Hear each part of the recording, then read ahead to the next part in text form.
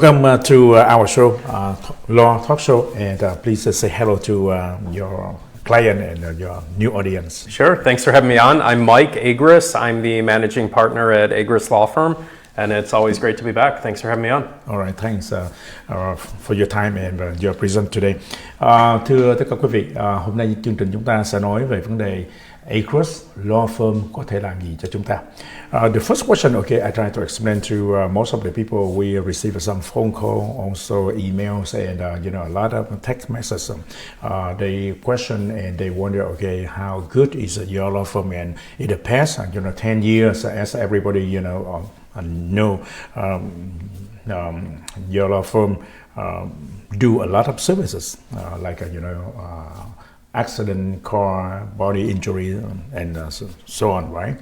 But I would like to take this opportunity to understand more, and then sharing with the new customer, new audience across the Midwest area right here. If they need any services, or they don't understand, okay, what's going on with the law, or what should they do when they get involved into the car accident, or they slip on the sidewalk, okay, so what should they do? So today, would you please, okay, explain more or tell your new client, your customer here, okay, what is the law firm since last 10 years? What did you do? Sure. So Agruss Law Firm's been around for 10 years. Right. We handle consumer rights and personal injury cases. Right.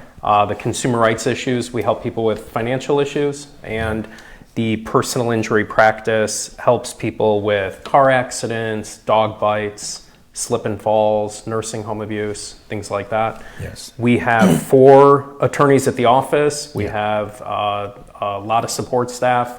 We're very tech savvy, which allows everyone at the office to always know what's going on in the cases. Yeah. And we have open lines of communication, and we're very easy to get in touch with. Okay. Câu hỏi Andy Cruz vừa đưa ra cho luật sư Mike là Agruss Law Firm đã làm gì trong 10 năm qua cho cộng đồng cũng như tất cả mọi người. Thì luật sư Mike đã trình bày đó là quá trình trong 10 năm qua thì Agruss Law Firm là giúp cho tất cả quý vị về những cái chuyện cũng như là đụng xe, chó cắn hay là quý vị té, thì cái Agruss Law Firm đó thì phải nói là có 4 luật sư, hiện tại bây giờ là có 4 luật sư, và trong tương lai sẽ expand, tức là có nhiều luật sư để có thể handle nhiều cái case khác, mà hiện tại đó là 4 luật sư đó là túc trực có thể làm việc gọi là cho tất cả quý vị, giúp cho tất cả quý vị, và rất là nhiều staff, tức là những nhân viên, và một cái hệ thống, một cái systematic, một cái hệ thống mà có thể mình được nói là cutting edge, tức là cái hệ thống đó rất là hữu hiệu và hiệu quả để handle, giúp cho tất cả quý vị trong những cái trường hợp mà quý vị gọi là bị đụng xe hay tai nạn, thì người ta sẽ process, người ta làm giấy tờ nó một cách hữu hiệu và nhanh lẹ hơn. The same issue. A lot of people, okay, they're concerned about the new system. Okay, what we call the IT system, right? Can you explain a little bit more? How good the system help your law firm? Yeah, absolutely. So just under a year ago, we rolled out new law firm software, which allows us to keep track of potential clients when they contact us, all the way through the process of handling the case, all the way through the end when we send out a settlement check. Okay. And what's really nice about this is it's one system, it's cloud-based, so you can log in anywhere, anytime, and anyone at my office can search a case, see what's going on, check out the status. So if you were to call my office, we would get your name, look you up, and anyone can answer any of your questions. And so it makes it user-friendly on our end. And then our clients appreciate the fact that we can always answer their questions. Right. We always know what's going on because everyone has access to it. Okay. We even have on our phone, there's even an app. I can open up the app and do work straight from there. So we can work anywhere, which makes it really efficient. Wow. Okay, that's amazing, isn't it? Yeah. That's an excellent system. Okay. Luật sư Mike vừa trình bày câu hỏi của Andy Cruz đưa ra, đó là một cái software mà ông vừa nói trước đó là nó rất là hữu hiệu. Thì cái software nó như thế nào? Đó là một cái new software mà Agruss Law Firm mới mua và đã sử dụng nó trong vòng 1 năm qua, thì cái sự mà hữu hiệu của cái software mới đó là để làm cái gì? Mình có thể check trên cái phone của mình, tức là mình dùng cái app. Quý vị có thể đi bất cứ nơi nào, mình có thể tìm hiểu được cái trường hợp của mình nó như thế nào, và tất cả những cái staff ở trong office người ta có thể trả lời thẳng về lại tất cả quý vị. Nó rất là lẹ và nó không mất thời giờ và nó chính xác. Tất cả những cái process, tức là những cái tiến trình thì người ta có thể update cho tất cả quý vị, tức là người ta trả lời cho quý vị ngay lập tức tất cả những cái sự kiện như nào mà nó xảy ra, và nếu mà trong cái thời gian ngắn mà nó thay đổi gì thì người ta sẽ báo cho quý vị, cũng như là cái settlement mà tiền mình có thể tìm ở trong cái software đó khắp mọi nơi, mình đi bất cứ nơi nào mình cũng có thể tìm được. Yes, I think that's an excellent system, and your law firm able to handle so many cases, effectively, right? Right. And I think, one of the biggest advantages we have by using this law firm software that we just rolled out, it allows us to communicate with our clients anywhere and anytime. Right. So you've got a traditional law firm where they've got paper files stacked up to the ceiling. Right. Yes. You've got someone answering the phone and, writing down messages. Right. We're the polar opposite. So what's really Yes. nice about this software is we communicate with our clients over text, over email, and the way people want to be communicated with, right? Like if you were one of my clients and you had a quick question and you could just text me and say, hey Mike, I just saw this doctor, how do I get this bill submitted? And it's efficient because you can text me and I'll get your message and text you right back. So it's very cutting edge and it makes our clients feel part of the process, and we're also available 24/7, which is, clients really appreciate that. So questions, anything they have, they can quickly reach out to us. And look, we talk on the phone too with our clients, but sometimes people want to text or email, and our system enables them to do that. Okay. Vâng, luật sư Mai cũng vừa chia sẻ thêm, ông giải thích rõ về cái vấn đề mà cái new software mà Agruss Law Firm sử dụng. Nghĩa là cái software này mình có thể là communicate, tức là mình nói chuyện, mình có thể text, tức là mình có thể send cái text message ở trên phone, hoặc là mình có thể gọi điện thoại, không giống như những cái law firm khác thì quý vị phải đợi để người ta tìm tất cả cái hồ sơ, nó có thể từng đống như vậy, người ta không có thời giờ để người ta tìm. Nhưng với cái app này, với cái system này đó, thì quý vị có thể gọi và là text hoặc là tìm hiểu tất cả những cái information, những thông tin nào của mình trong vòng 24/24. Đó là một cái lợi điểm, một cái benefit của cái new software đó. Và một cái easy nữa đó là tất cả quý vị có thể là nói chuyện thẳng với lại luật sư bất cứ lúc nào và nơi nào. Yes, those information is a very useful and helpful because with the technology cutting edge, right? It's help the lawyer and then the customer, communicates so fast, right? I got another question: is what type of personal injury cases do you handle? Sure. So our firm focuses on consumer rights and personal injury, and on the personal injury side of things, we primarily handle car accidents, dog bites, slip and falls, which is common right now in Chicago, with the snow and ice and it being 10 degrees outside. Yes. We also handle medical malpractice and nursing home abuse cases. Vâng, câu hỏi của Agruss cũng như là những ngày trước đó, thì mình thường đặt những câu hỏi là về cái vấn đề mà personal injury, tức là mình bị tai nạn cá nhân. Thì văn phòng của Agruss Law Firm, người ta làm việc như thế nào, ta handle cái gì? Thì cái specialty, tức là cái chuyên môn chuyên ngành của Agruss Law Firm là người ta sẽ lo, thứ nhất là đụng xe. Nếu mà quý vị nào đụng xe thì mình phải cần gọi là cái sự hiểu biết về luật lệ, cũng như là giải thích mình nên làm cái gì, giúp đỡ cho mình có thể được cái tiền gọi là bồi thường một cách chính đáng và phải nói là thỏa mãn cho mình. Cái thứ hai đó là trong cái thời tiết tại Chicago thì thời tiết lạnh, mình có thể bị té, slip, làm té, hoặc là mình đi mà vô tình mình bị dog bite, tức là chó cắn. Thì những cái trường hợp đó là Agruss Law Firm có thể handle, có thể giúp cho mình biết mình cần phải làm gì, có thể mình đi bác sĩ hay là mình cần phải có một cái treatment. Cái đó là cái quan trọng nhất. Thì người ta sẽ có một cái hệ thống để người ta giúp cho mình phải làm cái gì để cho mình được cái tiền bồi thường. Và cái quan trọng nhất là những người già, nursing home abuse, thì những cái chuyện đó nó không quan trọng, nhưng mà thực tế ra nó rất quan trọng cho những cái người già, là tại vì nếu mà mình có cha mẹ để ở trong cái nursing home thì mình phải trả tiền người ta, mà nếu người ta là không có đúng, người ta malpractice, cái medical malpractice nó cũng là một cái vấn đề. Thí dụ người ta không có cho cha mẹ mình uống thuốc đúng giờ đúng giấc, hay người ta cho uống thuốc sai lầm, Thì làm như thế nào? Thì Agruss Law Firm người ta có những cái luật sư chuyên môn về đó, người ta biết là cái điều nào trúng, cái điều nào sai, thì người ta có thể help mình, tức là giúp mình để mà mình thưa những cái nursing home đó, hoặc là những ông bác sĩ mà mình đi mà người ta doctor mà ta cho mình những cái thuốc mà drug mà nó không có đúng, thì mình có thể đưa ra công lý để mình đòi lại cái gọi là cái quyền, thứ nhất là quyền công lý của mình, thứ hai đó là cái tiền bồi thường của mình. Yes. Another question is you know what type of car accident you handling? Sure. So when you talk about car accidents, it's really a big umbrella right. of cases. So yes. we would handle people who are driving cars who are in accidents, people who are passengers yes. In a car that's involved in an accident. We also handle rideshare accidents, which would be Uber, right. Lyft, yeah. motorcycle accidents, yeah. truck accidents, bike accidents, yeah. pedestrian accidents. Basically, if you're out on the road and you're injured, we can help you. Yeah, okay.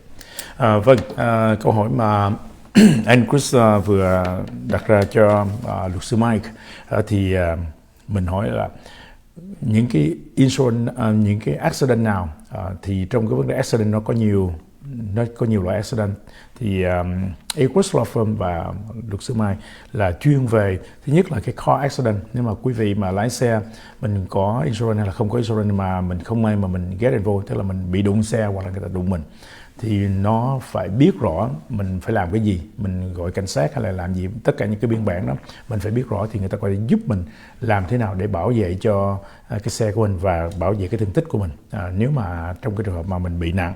Ok. Thứ hai đó là sao, những người ngồi trong xe, nó gọi là passenger, thì những cái người mà mình đi chung với mình, người ta cũng bị tai nạn, thì mình cũng cần phải biết là người ta cần cái gì để mà mình giúp cho người ta.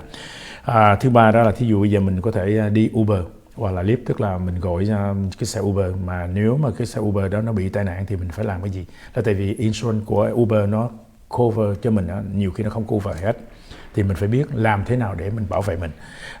Rồi thí dụ mà mình lái xe hai bánh thì tất cả các bạn trẻ phải nhớ, khi mà mình lái motorcycle thì nó rất là dangerous, với lại cái accident là nó có thể xảy ra bất cứ lúc nào, cho nên quý vị cần phải hiểu rõ và khi nào mình cần luật sư. Thì những cái điều đó là nếu mà mình có câu hỏi nào hay là mình cần cái sự giúp đỡ mà của luật sư thì mình có thể gọi cho Agruss Law Firm, thì người ta sẽ biết những cái chuyên gia để người ta giúp cho mình. Và một cái điều quan trọng nữa đó là những người đi bộ. Quý vị đi bộ không có nghĩa là an toàn.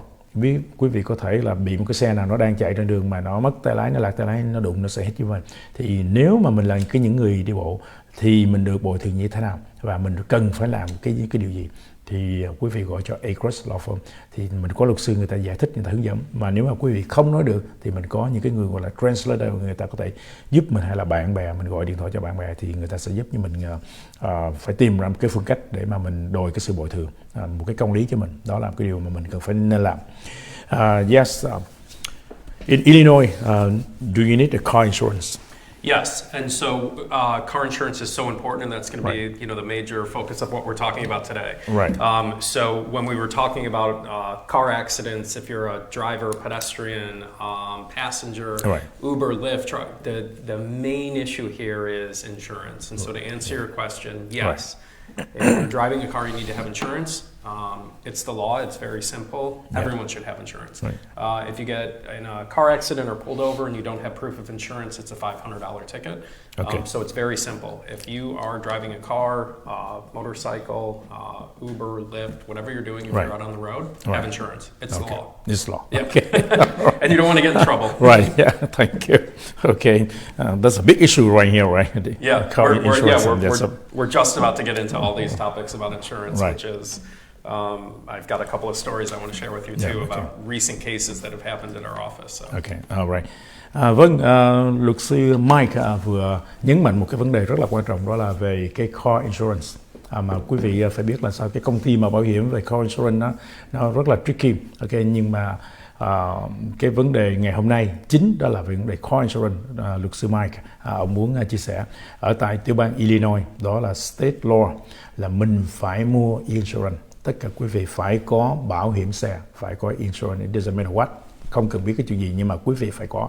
Nếu không có, nếu mà cảnh sát mà nó stop mình đó thì mình phải trả một cái fine là $500.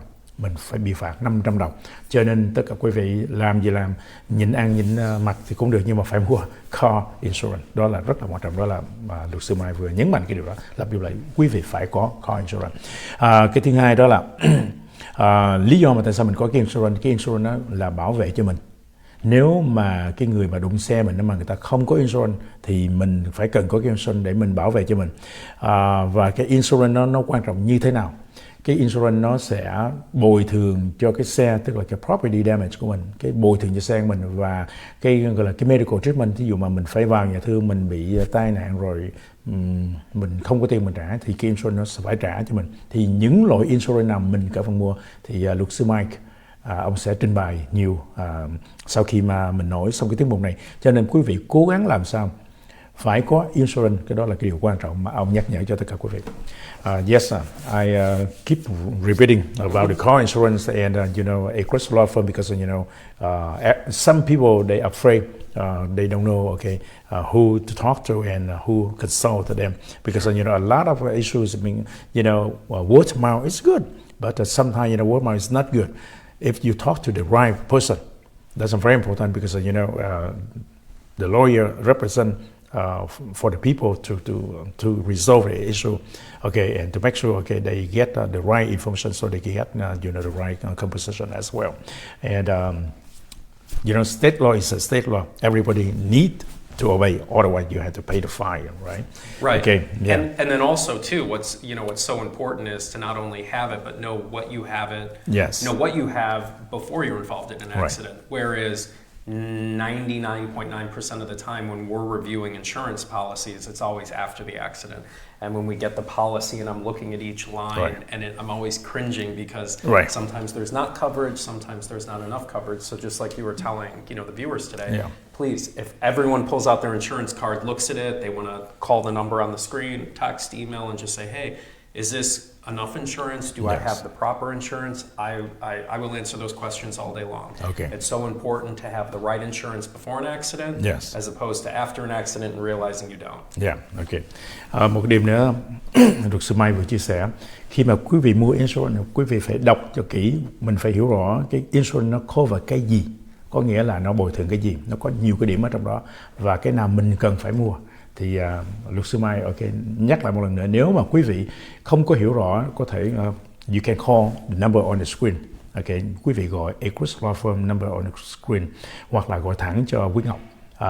Thì chúng tôi sẽ có thể giúp đỡ cho tất cả các bạn trước khi mà mình mua insurance. Là tại vì ông luật sư Mai vừa nói, khi mà ông nhìn vào cái insurance đó trước và sau, before the accident, thì mình mua insurance nhưng mà mình không hiểu gì cả. Mình mua mình để đó thôi, nhưng mà khi mà mình có tai nạn mình mới hiểu được cái insurance nào nó quan trọng.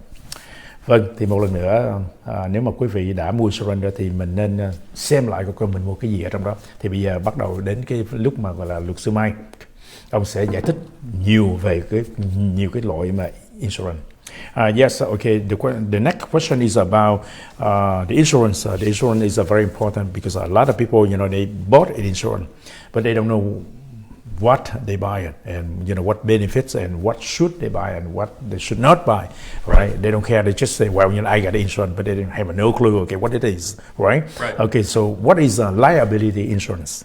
So this is very simple. Liability insurance is required in Illinois. You need to have a $25,000 policy. Yeah. And if you are involved in an accident and the police determine that you're at fault, your insurance company will pay the other party for their property damage, for their medical bills, and for their injuries. Yeah. So liability insurance covers you, your insurance covers you if you're in an accident and at fault, and it pays the other party's damages. Yes. And it's required in Illinois. Okay, yes. Mình vừa đặt ra một cái câu hỏi, đó là cái liability insurance. Liability nó có nghĩa là gì? Cái insurance đó, cái policy đó, cái bảo hiểm đó là cái bảo hiểm mà mình cần phải có, đó là theo luật của tiểu bang. Đó là state law, là mình phải mua ít nhất $25,000.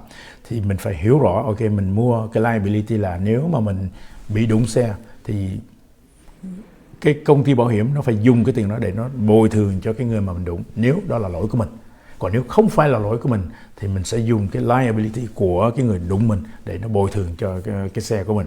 Đó là cái điều là mình phải biết. Và thứ hai là mình phải nhớ sao nếu mà mình mua ít hơn cái đó mà cái xe kia đó mà mình đụng người ta đó, mà cái xe kia ví dụ như cái xe kia ta 100.000 mà mình mua cái liability chỉ có 5.000, 10.000 đó thì mình phải móc tiền túi ra. Vâng, cho nên quý vị phải thận trọng trong cái vấn đề mà mình mua insurance. Mình phải có cái liability, cái đó là cái basic, cái căn bản mà mình cần phải có.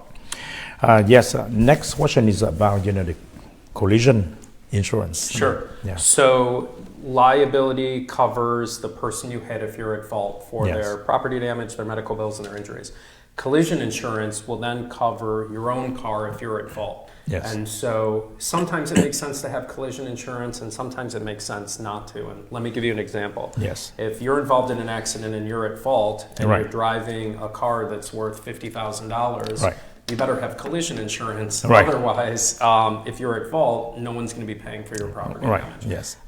If you're driving a car that's worth maybe a couple grand, and if you get in an accident, it's not worth it. Sure, you don't need collision insurance because it is an added expense. Right. Yes. However, if you have any type of payments on your car, you're making payments, your car is worth more than a couple $1,000s, you want to have collision insurance. Right. Especially here while we're talking, it's icy outside, there's snow. Right. Yes. And look, accidents happen. And Right. you want to make sure with collision insurance, if you get into an accident, not only will your liability pay the other driver, Right. your collision pays your own. Right. It'll pay for your own property damage to fix Yes. your car. Ok. Vâng, luật sư Mai vừa trả lời về cái câu hỏi đó là collision insurance. Collision insurance có nghĩa là mình mua cái insurance đó, cái bảo hiểm đó nó phải đủ để ví dụ như quý vị lái một chiếc xe 50.000, Lexus 50.000 mà mình không có cái đó thì nếu mà mình đụng xe đó mà mình có lỗi đó thì cái công ty của mình đó, cái công ty insurance mà nó chỉ bồi thường cho cái người đối phương thôi, là ví dụ cái xe bên kia hư đó thì nó sẽ bồi thường, nhưng nó không có bồi thường cho mình. Còn nếu mà mình có cái collision đó thì cái xe mình 50.000 đó thì nó sẽ sửa cho mình và nó bồi thường cho mình. Cho nên quý vị phải nhớ rằng ok, nếu mà chiếc xe mình nó có cái giá trị mà trên 2.000 hay 5.000 đó là mình nên mua cái collision nó tốt, là tại vì sao nếu mà mình bị đụng xe mình đâu có biết được, thí dụ như trời icing, hôm nay là trời snowing, icing mà mình có thể không cẩn thận mình đụng người ta, hoặc là mình tự đụng mình, thì lúc nào cái insurance, cái collision nó sẽ bồi thường cho mình. Đó là cái quan trọng mà mình phải biết cái giá trị của cái xe của mình là như thế nào. Vậy. Yes sir. Chúng tôi sẽ trở lại sau một số thông tin thương mại và sẽ chia sẻ nhiều hơn với lại luật sư Mai về những cái vấn đề insurance nó rất quan trọng trong đời sống của mình. Xin mời tất cả quý vị giữ làn sóng của VSM trong chốc lát, chúng tôi sẽ trở lại. Xin chân thành cảm ơn. We take a short break and we will be back. Thank you. Kính chào quý vị. Tổ hợp luật sư Agruss là một tổ hợp luật sư có trên 1.000 đánh giá 5 sao. Tổ hợp luật sư có rất nhiều luật sư kinh nghiệm chuyên lo về nhiều lĩnh vực khác nhau. Trong đó, chúng tôi có luật sư chuyên lo về thương tích gây ra bởi tai nạn xe cộ, bị thương tích tại nơi làm việc hoặc trong siêu thị, người thân bị ngược đãi trong nhà dưỡng lão, sơ suất trong y khoa hoặc thương tích bị thú nuôi tấn công, các vấn đề quấy rối đòi nợ, vấn đề bị sai sót trong điểm báo cáo tín dụng của quý vị. Bên cạnh đó, chúng tôi còn có luật sư chuyên lo về các vấn đề hình sự, phạm pháp, DUI, lái xe bị phạt tích kịch, luật sư chuyên về gia đình, ly dị, công chứng, di sản, thừa kế tài sản, thiết lập di chúc, luật sư về mua bán nhà cửa hoặc mua bán tiệm nail, mua bán cơ sở thương mại, tranh chấp kiện tụng cơ sở thương mại. Luật sư về khai phá sản sẽ giúp quý vị nếu quý vị không còn khả năng trả nợ và muốn làm lại từ đầu. Luật sư về di trú, bảo lãnh thân nhân sang Mỹ, du lịch, du học, EB3, EB5 và các vấn đề thẻ xanh, thi quốc tịch. Nếu quý vị cần giúp đỡ, xin vui lòng liên lạc với Ngọc. Số điện thoại là 773 906 9999, 773 906 9999. Xin chân thành cảm ơn quý vị.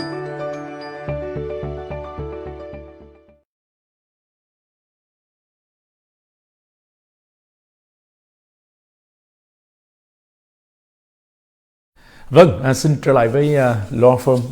Hôm nay là chúng ta nói về gọi là những luật lệ, và đặc biệt đó là luật sư Mike sẽ giải thích nhiều về cái vấn đề mà Law về những cái luật lệ của car insurance. Thì cái quan trọng nhất là khi mà nói về car insurance thì nó có nhiều cái điều khoản trong insurance mình cần phải hiểu rõ và mình cần phải biết cái nào mình nên mua và cái nào mình không nên mua. We go back with the issue car insurance here. This is very interesting and this is very useful. Your explanation, your expertise, so people they understand clearly. Okay, what should they do and what should they buy, right? Right.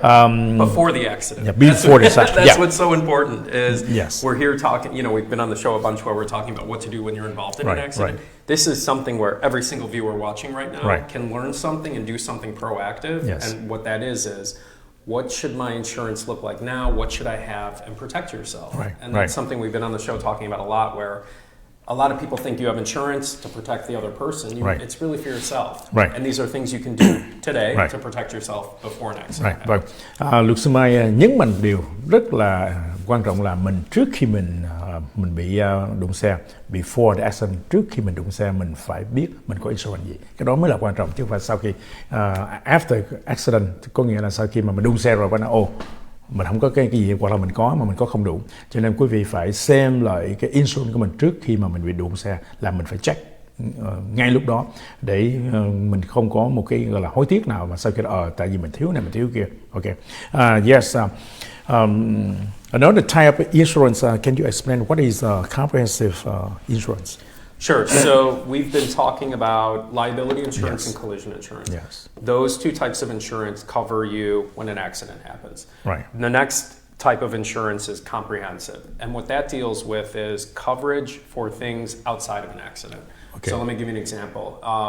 Weather related. Yes. So if there's hail and there's damage to your car, maybe there's a tornado and a branch from a tree falls on your car. Right.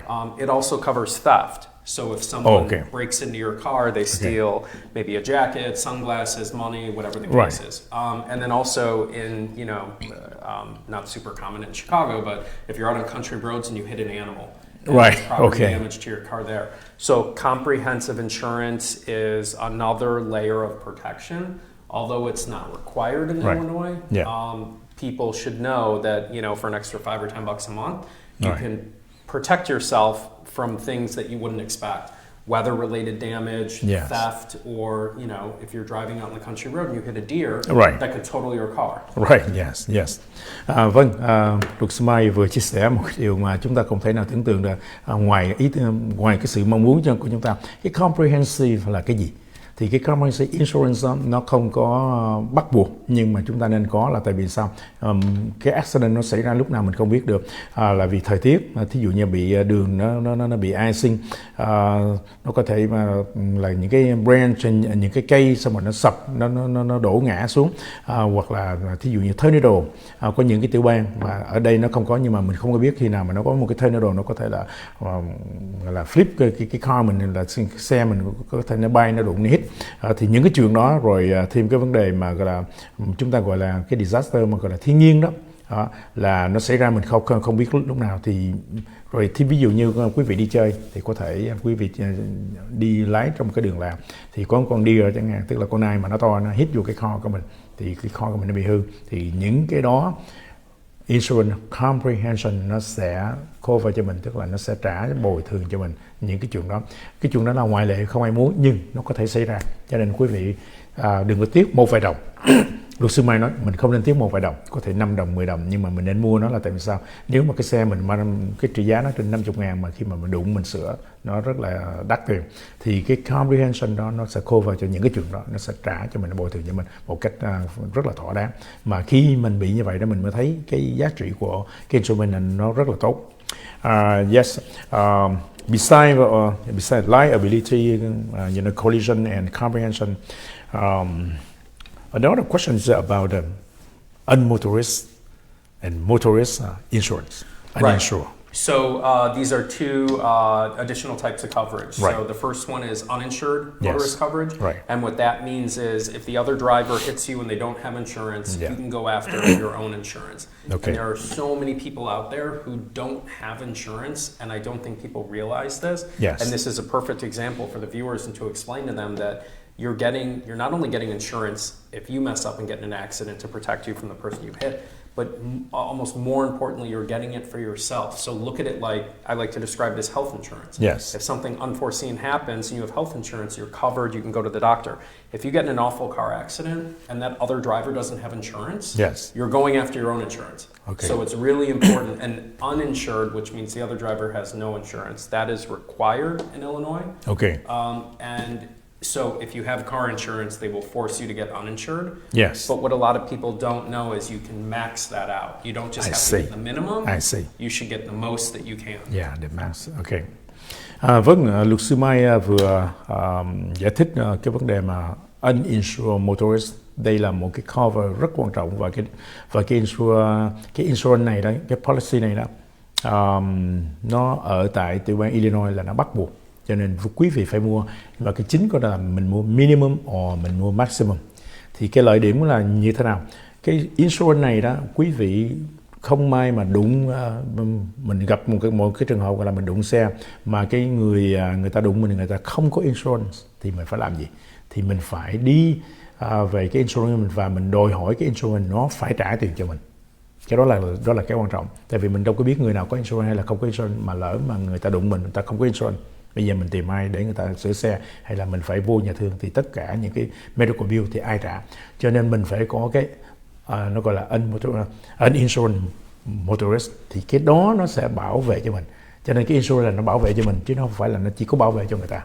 Cho nên cái item này, cái điều khoản này đó, nó không có mắc, chỉ có thêm vài đồng thôi, nhưng mà nó rất là có lợi. Và quý vị phải hiểu là Agruss Law Firm là một cái law firm mà có nhiều năm kinh nghiệm, trên 10 năm kinh nghiệm, và luật sư Mike đó là chú trọng làm như thế nào để giúp cho tất cả quý vị được một cái tiền gọi là compensate, tức là người ta bồi thường cho mình nó chính đáng, nó thỏa đáng. Tại vì nhiều khi mình có thể đụng rất là nhẹ nhưng mà gọi là tiền bill nó rất là cao, thì làm thế nào để mình cover đó? Thì vấn đề là sao? Mình không nên mua minimum mà mình phải mua maximum. Mình phải maximum đó. Thì cái tiền đó nếu mà mình bị nhiều, nó sẵn sàng nó bồi thường cho mình, gọi là một cách thỏa đáng. Nếu quý vị vào trong nhà thương có thể là gãy tay gãy chân, mình nằm có thể là 1-2 tháng mình không có đi làm được, mình lost cái wage, thì vì những cái tiền này đó nó có thể là nó cover cho mình được, nó giúp cho mình được. Cho nên quý vị phải nhớ là sao mình phải maximum, là maximize nào. Vâng. Yes. When talking about the insurance, a lot of issues in here, and today, I believe, okay, the new viewers and existing viewers as well, they understand and they got better vision about insurance, right? Another question is, excuse me, what is under insured motorist coverage? Sure. So we were just talking about uninsured, which means the other party doesn't have any insurance. Right. Now we're talking underinsured, which means the other party has the minimum, right, but your damages exceed what their policy is. So let me give you an example. Yes. Your case may be, you may have $500,000 in medical bills. Okay. If the other driver only has a $25,000 policy, okay, you're allowed once again to go after your own insurance company, yes, assuming you have maxed out your underinsured motorist coverage. I see. So just like you want to have the maximum uninsured, if someone doesn't have insurance, yeah, you also want to have the maximum under, in case the other driver doesn't have enough. So there are tons of people on the road who don't have insurance, and then there's tons of people on the road who just have the bare minimum because it's cheap. Yes. But if they hit you and you have significant injuries, yes, you want to be able to come after someone and collect for your damages. Right. You would get part of the policy from the at-fault driver, and then you can go after your own insurance. Right. Just like health insurance, I was saying, you want to make sure you protect yourself and have the maximum policy, right, because you can go after your own insurance, yes, for any type of additional damages. And we see this all the time. And we help our clients out all the time, where we go after the other driver for what they have, and then we come after our client's insurance for the remainder. Yes, okay, thank you. This is a very important way. Vâng, Andy Chris vừa đưa ra một cái câu hỏi là uninsured motorist coverage, tức là trong cái insurance nó có một cái điều khoản đó là những cái người mà gọi là người ta không có bảo hiểm, hoặc là người ta có bảo hiểm mà người ta chỉ có một cái giới hạn nào thôi. Luật sư Mai đưa ra một cái case, một cái trường hợp là nếu mà một người nào đó người ta đụng xe và cái công ty bảo hiểm ở bên kia người ta chỉ có mua 25.000 thôi, và cái tiền mà mình nằm nhà thương cũng như là hư hại xe của mình nó lên tới có thể là nửa triệu, thì ở bên kia người ta chỉ bồi thường chỉ có 25.000 thôi. thì lúc bây giờ đó mình phải đi ngược lại với cái bảo hiểm của công ty của mình, công ty bảo hiểm của mình, cái insurance của mình. Thì mình đòi hỏi thêm người ta, nếu mà ví dụ như mình cần 500.000, half a million, nửa triệu, thì bây giờ làm sao mà mình đủ tiền mình trả. Thì cái công ty bảo hiểm mà mình mua đó, nếu mà mình maximize đó cái tiền mà bảo hiểm đó, thì người ta có thể collect, là Agruss Law Firm, người ta có thể có những cái cách để người ta đòi hỏi cái insurance bồi thường cho mình, nghĩa là không phải là 100-200 ngàn mà người ta sẽ đòi cho mình maximum. Thì cái maximum đó nó giúp cho mình để trả những cái tiền bill cũng như là cái damage xe, và mình có thể mình nằm nhà thương, mình không có đi làm được, thì tất cả những cái tiền đó nếu mà mình có cái insurance này thì nó sẽ cover, nó giúp cho tất cả các bạn giải quyết được những cái vấn đề khó khăn. Yes, this is a very important, and it's a very I think essential because a lot of people, they don't understand, they don't care about the insurance much, but when accident happen, occur to them, and they say, oh, I don't have this, I don't have, oh, that's it's too late, right? You better have it now, or it's too late. Exactly. And that's why I tell people, be proactive. Please reach out to us. We will take a look at your car insurance. We'll give you our recommendations. Yes. All of that's for free. And it's so much better to do that beforehand, because after the fact, you can't change anything.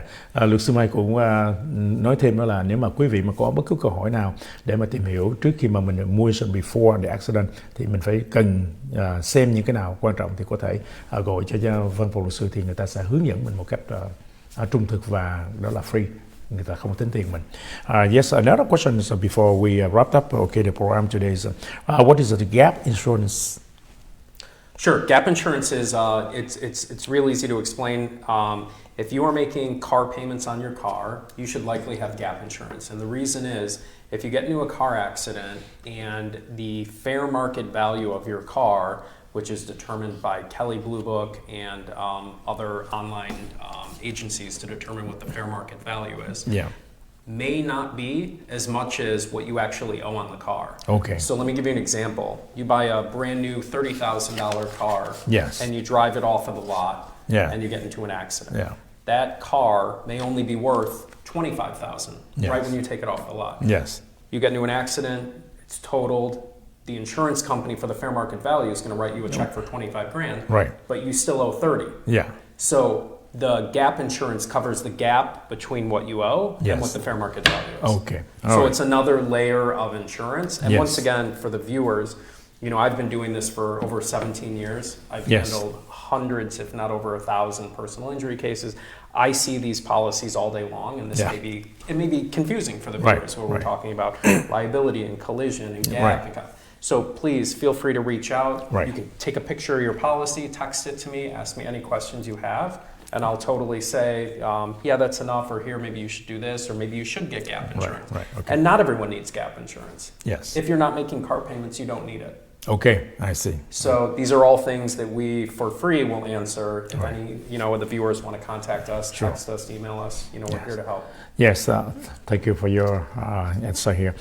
Một cái câu hỏi khác rất là interesting, nó rất là quan trọng, đó là thế nào gọi là gap insurance. Thì cái gap insurance là có nghĩa luật sư Mai vừa giải thích. Nếu mà quý vị nào mà không có hiểu rõ đó, có thể gọi thẳng cho luật sư Mai tại Agruss Law Firm, and telephone number is on the screen. Quý vị có thể gọi thẳng thì người ta sẽ giải thích cho mình rất rõ ràng. Cái gap insurance nó như thế này. Nếu mà mình mua cái xe, ví dụ như mình mua cái xe 50.000, khi mình đem ra khỏi cái xe thì nó không có cái giá trị 50.000 nữa, mà mình mua cái insurance mà bảo kê cho cái car mình chỉ có 25.000 thôi. Thì nếu mà mình lỡ đụng xe thì cái xe 50.000 mình chỉ có cái công ty bảo hiểm nó chỉ nói anh không có cái gap insurance, thì nó chỉ bồi thường cho mình chỉ có 25.000 thôi, hoặc là ít hơn. Thì như vậy mình mất đi 25.000. Trừ khi nào quý vị là pay off cái xe đó nó là cái vấn đề khác, mình không nợ một cái gì cả, thì nó làm cái vấn đề thì mình không có cần gọi là cái gap insurance. Yes, I have a last question for you here. Okay, is this important to be honest with the insurance company? Yeah, this may seem like a simple question, and this just happened this week in a case of ours, and I want to give a quick explanation. So. Let's say you've done all the right things, you've got insurance, you got the maximum policy, you did all of that. You may not think that the questions they're asking or the information you're providing is that important, and maybe you don't want to say that someone lives in your house because they're not covered on your policy or whatever the case is. When you submit a claim, the first thing that the insurance company does is they go back and they look at your application, they look at the police report, and they try to figure out what happened. And if you are not honest during the application process, Yes. they can deny a claim. So let me give you an example. If they say, how many miles a year do you drive? And if you're driving over 10,000 miles a year, you're driving a lot. But if you tell them in the application, oh, I just drive 2,500 miles a year. When it comes time to submit a claim, they may ask you like, oh, how many miles are on your odometer? Or Yes. something like that to try to deny the claim. What we see all the time, and I want to give you a quick example, is we see people living in households who are not disclosed during an application process. We have a case right now where a friend was living at a family's house and they submitted an application for insurance. And that friend was not listed as someone living at the house. And as it turns out, the friend borrowed the mom's car Oh, okay. without permission. Okay. And the mom's daughter, I don't know, I think they're boyfriend, girlfriend, but no one, they Right. just said they're friends.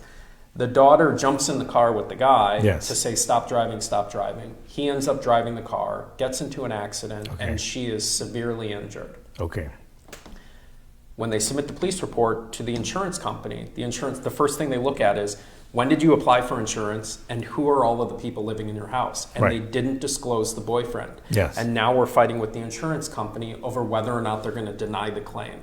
And so something that simple can be an absolute game changer. And this poor girl has significant injuries, in the hospital for a week. She had a skull fracture. It's really sad and awful. Yeah. And the insurance company is looking through the application, with a fine-tooth comb, Yes. because there's someone driving the car who wasn't listed as living at the house. Okay. And this could be a huge problem. Yeah. And they Okay. may not pay out because of that. So when you fill out insurance, be honest. Be honest with who lives there, who's Yes. driving, how often Yes. you drive. Yes. If you're an Uber or Lyft driver, Yeah. you want to mention that. If you use your car for work, you want to mention that. Yes. Because when you submit a claim, they're going to look at everything. Okay. And once again, insurance companies don't want to pay out. Right. Yes. Okay. So don't give them an Okay, opportunity right. to not pay. Yeah, okay. Vâng, câu hỏi vừa đưa ra đó là mình cần phải thành thật khi mà mình mua cái insurance hay không. Tiếng Anh gọi là be honest. Be honest rất quan trọng, đó là cái policy mà mình cần phải biết. Thì mình phải thành thật khi mà mình fill in một cái application mình mua cái insurance. Thì luật sư Mai nhấn mạnh là mình phải thành thật. Và nó có nhiều cái trường hợp luật sư Mai vừa chia sẻ một cái câu chuyện, một cái story. Đó là cái chúng ta có là cái cô đó của boyfriend và sống chung ở trong nhà. Thì quan trọng nhất là mình sống chung ở trong nhà. Thì khi mà mình fill in cái application, tức là cái đơn để mà mình mua bảo hiểm, thì mình phải biết những người nào ở trong nhà và có thể cover. Mặc dù người ta không lái xe, nhưng mà mình phải rõ cái đó.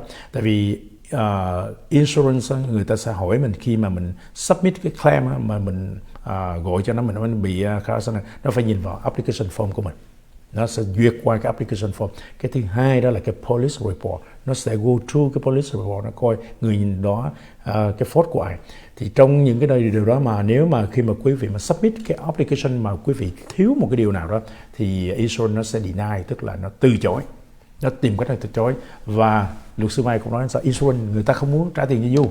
Người ta không có muốn trả bất cứ cái tiền nào mà người ta không cần thiếu phải trả. Cho nên cái vấn đề mà mình honest là quan trọng nhất. Honest policy là nó rất quan trọng. Quý vị phải claim, phải viết rõ những người nào mà quý vị muốn người ta sử dụng xe ở trong nhà đó. Quý vị phải rõ. Tại vì không có accident thôi. Nếu có accident, you in trouble, nghĩa là cái chuyện đó là sao rất là bình thường, là không có công ty nào nó muốn trả tiền cho bạn cả. Vâng.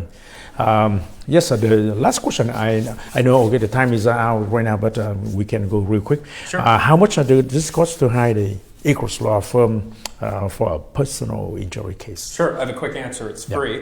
Okay. Unless we get a settlement, and then we get paid. Okay. So the beauty of our personal injury practice Yeah. is it is free. We only get paid if we get a settlement. Right. So our clients never pay us a penny for attorney's fees. They never pay us a penny in costs. The only way we get paid is if we get our client money. Okay. So there's zero risk in hiring our firm. Yes, okay. Yes, thank you so much. Cái câu hỏi cuối cùng đó là mình sẽ trả bao nhiêu tiền? How much do you pay for the Agruss law firm? Mình không có phải trả đồng bạc nào cả, zero, không cần trả một penny nào cả, là tại vì sao Agruss Law Firm là giúp cho tất cả các bạn để mà mình đòi được cái gọi là cái công lý và cái tiền bồi thường của insurance, chứ Agruss Law Firm ở đây không phải là phải đi là tìm cách để mà lấy tiền của tất cả quý vị. Cho nên tất cả quý vị có một câu hỏi nào, nghĩa là người ta sẽ free consultation, người ta sẽ giúp cho bạn. Nếu quý vị nào mà trong cái vấn đề mà car accident hay là chó cắn hay là té đó, thì có thể gọi thẳng cho Agruss Law Firm, người ta sẽ giúp cho quý vị cho đến khi nào người ta có tiền thì người ta sẽ dùng cái tiền của insurance để người ta pay cho tất cả những cái legal fee. Còn ngoài ra người ta sẽ không có lấy tiền hay là trả tất cả quý vị. Một lần nữa xin chân thành cảm ơn tất cả quý vị đã theo dõi chương trình trong suốt một tiếng nữa qua. Hy vọng tất cả quý vị sẽ rút tỉa ra một vài kinh nghiệm cũng như là những cái điều nào nó hữu ích cho tất cả quý vị. Nếu quý vị mà cần thêm information thì có thể gọi cái telephone ở trên screen, thì chúng tôi sẽ sẵn sàng trả lời và giúp cho tất cả quý vị thông suốt được những cái điều nào quý vị biết. Trước khi chào tạm biệt thì cũng xin chân thành cảm ơn. Well, thank you so much for your time and your patience here, because I need to translate sometimes, it's not really, 100%, exactly what you say, but, we try. Yeah. Okay, and hopefully everybody enjoy the show, and they understand, at least they know what to do when they buy a car, or when they buy an insurance, right? And before we say goodbye, please say goodbye to your new audience. Thank you, and thank you for having me on the show. And once again, we talked about personal injury, car accidents, and most importantly, insurance. And please, if anyone watching has any questions about anything, please call, text, email beforehand. Yes. It's much better to find the answers out before you're in an accident. All right. Again, one more time. Thank you you so much. Trước khi chào tạm biệt, lawyer Mike và Agruss xin kính chúc tất cả quý vị được một ngày bình an, hạnh phúc và thành công thật nhiều. Be safe and driving safe. Thank you.